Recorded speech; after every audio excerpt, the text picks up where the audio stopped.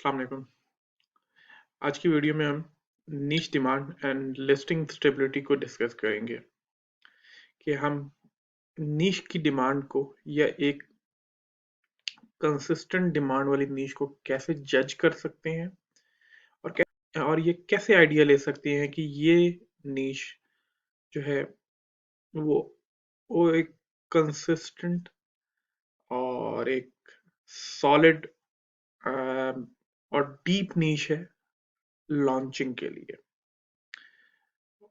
और इसके साथ साथ हम लिस्टिंग स्टेबिलिटी के लिए जो पैरामीटर्स हैं उनको भी डिस्कस करेंगे कि कौन सी ऐसी चीज़ें हैं जो हमें नीश एनालिसिस के वक्त देखनी चाहिए कि जिससे हमें अंदाज़ा हो सके कि हमारी लिस्टिंग जब न्यूली रैंक होकर इस नीश में आएगी तो वो उसको स्टेबल होने के लिए किन मराहिल से गुजरना पड़ेगा और क्या क्या करना होगा। तो आइए देखते हैं। तो हमारे सामने ये एक अमेज़न का सर्च पेज ओपन हुआ है जिसमें हमने बैम्बू स्ट्रॉस का कीवर्ड सर्च किया है। ये आप देख रहे हैं कि ये सारे बैम्बू रिलेटेड स्ट्रॉज हैं। किसी का मटेरियल में फ़र्क हो सकता है लेकिन प्रोडक्ट ऑलमोस्ट ये सेम ही आपको नज़र आ रहे हैं। हाँ, ये इररेलेवेंट प्रोडक्ट आपको नज़र आया यहाँ पे, लेकिन जब भी आप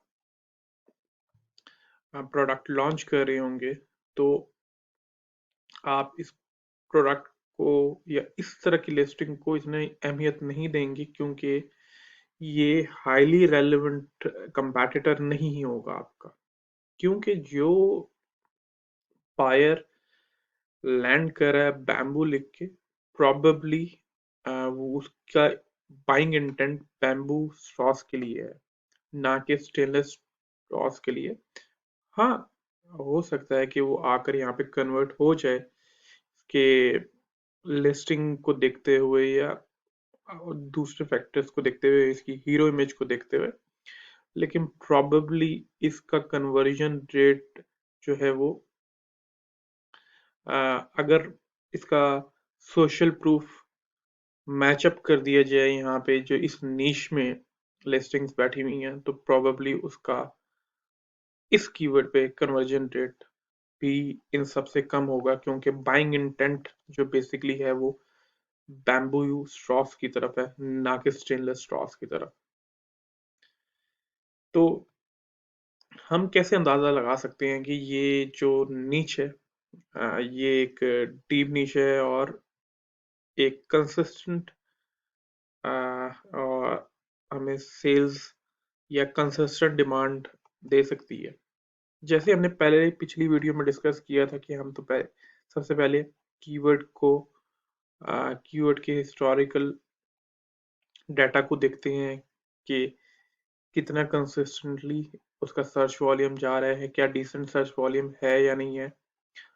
अगर डिसेंट सर्च वॉल्यूम है तो क्या टॉप 10 या टॉप 16 में या टॉप 10 में या ऐसे सेलर्स बैठे हुए हैं जिनका सर्च वॉल्यूम सॉरी जिनका BSR 5000 से कम हो। तो देखते हैं यहाँ पे किसी का BSR 5000 से कम है। हमारे ये आपने ध्यान रखना है कि आप अपने सिर्फ रेलेवेंट लिस्टिंग का ही BSR देखेंगे, ना कि सेमी रेलेवेंट कंपैटिटर्स का, जो कि ये आपका सेमी रेलेवेंट कंपैटिटर है।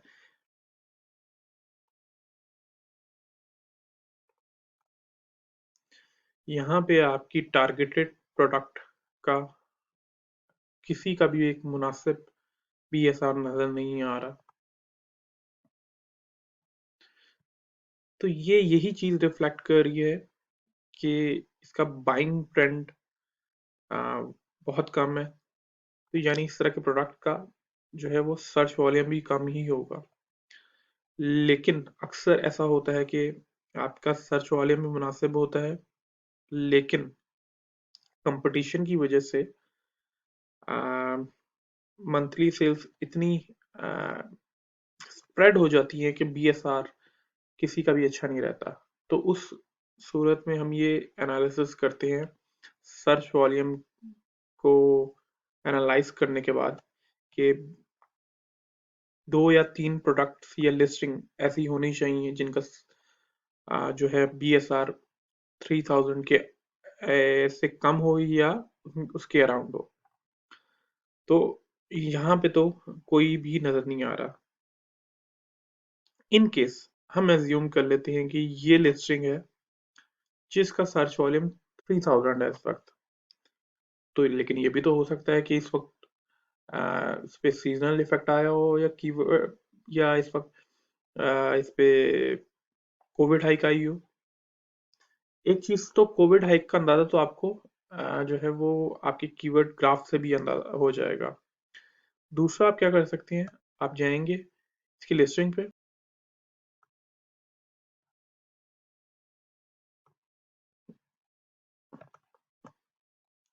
और कंसिस्टेंसी से देखेंगे बीएसआर की। हमने अज्यूम किया था कि इसका 3000 बीएसआर है इस लिस्टिंग का। तो हम देखेंगे कि पीछे थ्रू आउट द ईयर क्या वो भी 3000 रहा है या उससे कम रहा है। जितना कम होगा उतना अच्छा है, जितना ज्यादा होगा यानी उसकी सेल्स कम है। और तो ये चीज हमने देखनी है कि पीछे जो है बीएसआर की हिस्ट्री क्या है थ्रू आउट द ईयर।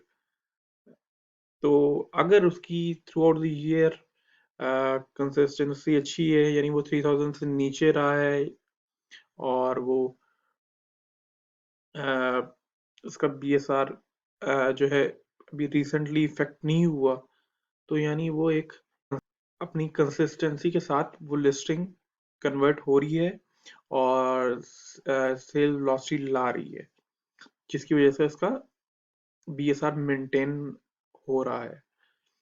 तो ये तरीक़ेकार होता है नीश की डिमांड को और नीश की डेप्थ को चेक करने का। इस तरह ये मेक श्योर आपने करना है कि आपकी टॉप 10 में एटलीस्ट ऐसे 3 सेलर तो हों जिनका 3000 या 3000 से के अराउंड या 3000 से कम का जो है बीएसआर हो।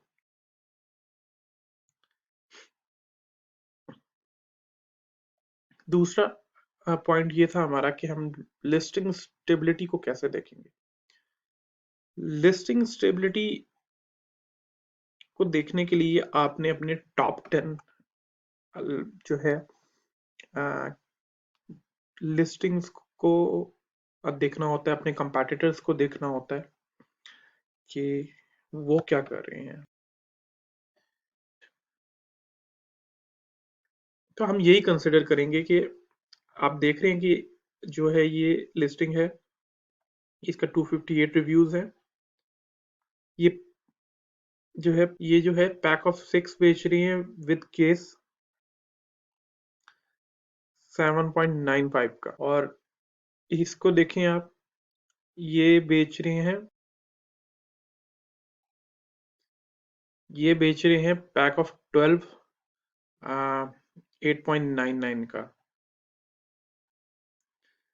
तो वैल्यू फॉर द मनी कौन दे रहा है, वो ये दे रहे हैं यकीनन तौर पे। तो प्रोबेबली इसका कन्वर्जन रेट भी ज़्यादा अच्छा होगा, हीरो इमेज भी इसकी ज़्यादा अच्छी है। तो कीवर्ड ऊपर से इसके पास सोशल प्रूफ भी ज़्यादा है इस रेलेवेंट प्रोडक्ट के हवाले से। तो हर लिहाज से ये जो है एक अपने बायर को अट्रैक्ट कर रही है लिस्टिंग एक कन्वर्जन रेट निकालने के लिए। तो आपको इसके अराउंड आने के लिए या इसको compete करने के लिए आप यही एक्सपेक्ट करें, या तो आप वैल्यू फॉर द मनी ज्यादा देंगे कि फॉर एग्जांपल आप कहते हैं कि आप 7.99 में जो है पैक ऑफ 13 या 14 देते हैं, या एटलीस्ट 7.55 में वैल्यू फॉर द मनी देते हैं। यानी आप 7.55 में पैक ऑफ 12 देते हैं, और इससे ये ज़्यादा या इसी तरह की क्वालिटी इमेजेस, हीरो इमेजेस लाते हैं, और फिर आप अपने आप को रैंक अप करते हैं। लेकिन ये सब करने के बावजूद भी आपने ये एक्सपेक्ट नहीं करना कि आप आते साथ ही स्टेबल हो जाएंगे, क्योंकि आपके पास सोशल प्रूफ नहीं होगा। सोशल प्रूफ के साथ आपको लाना पड़ेगा साथ साथ, जो हमारे 111 में आपको वक्त के साथ साथ गाइड करते रहेंगे। और उसके साथ साथ आपको अपनी रिव्यू रेटिंग को हर वक्त जो है वो इंटैक्ट रखना है, क्योंकि इनिशियल फेज में अगर रिव्यू रेटिंग ऐसी होगी आपकी, तो आप जितने ही चाहें सस्ता पैक बेच रहे हो, आप अपनी लिस्टिंग को स्टेबल नहीं रख पाएंगे, क्योंकि आप कन्वर्जन नहीं ला पाएंगे।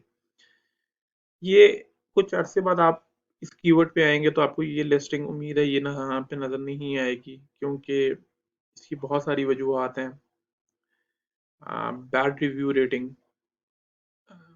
बैड हीरो इमेज, मतलब, तो आपको स्टेबल होने के लिए सोशल प्रूफ, अपनी नीश को देखते हुए अंदाजा लगाना होगा कि आपको कि किस हिसाब से आप, फॉर एग्जांपल, यहाँ पे अगर ये 250 है, ये 663 है, उसके बाद